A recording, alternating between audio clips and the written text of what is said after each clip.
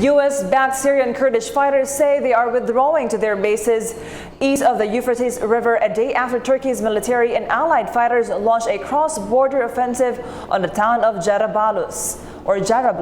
As VOA Pentagon correspondent Carla Babb explains, the Kurds have been a source of tension between the U.S., which views them as a key ally in the fight against Islamic State, and Turkey, which sees them as terrorists allied with separatist Turkish Kurd faction. Turkish and Syrian fighters backed by U.S. airstrikes are pushing out pockets of Islamic State resistance from the Syrian border town of Jarablus. It was a bad day for ISIL yesterday in Jarablus. It was another bad day for them today.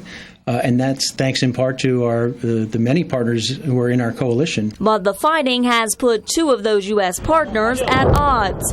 Turkey says the goal of the surprise attack is to repel both Islamic State fighters and Kurdish forces who pursued them north after ousting them from nearby areas. Turkey's got to decide that ISIS is the bigger threat and that it's worth working with some moderate opposition, including even some Kurds. And if they don't do those things, I'm not convinced, I'm not persuaded that their heart is totally in the fight to defeat ISIS.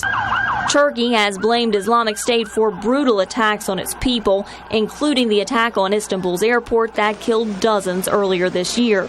But Turkey also has been attacked for decades by the Kurdish terror group known as the PKK, which was most recently blamed for an attack on a convoy that wounded 3 Turkish troops Thursday. The U.S. separates Syrian Kurdish rebels and the PKK, a distinction Turkey has not made. The Pentagon is working to keep all allies fighting against one common enemy. We remain focused on ISIL, and we believe all of our partners are as well. The border attack marks an uptick in Turkish involvement in the fight against Islamic State, but officials are uncertain whether this increased involvement will continue once IS is removed from the border and Kurdish fighters fall back to positions across the Euphrates River.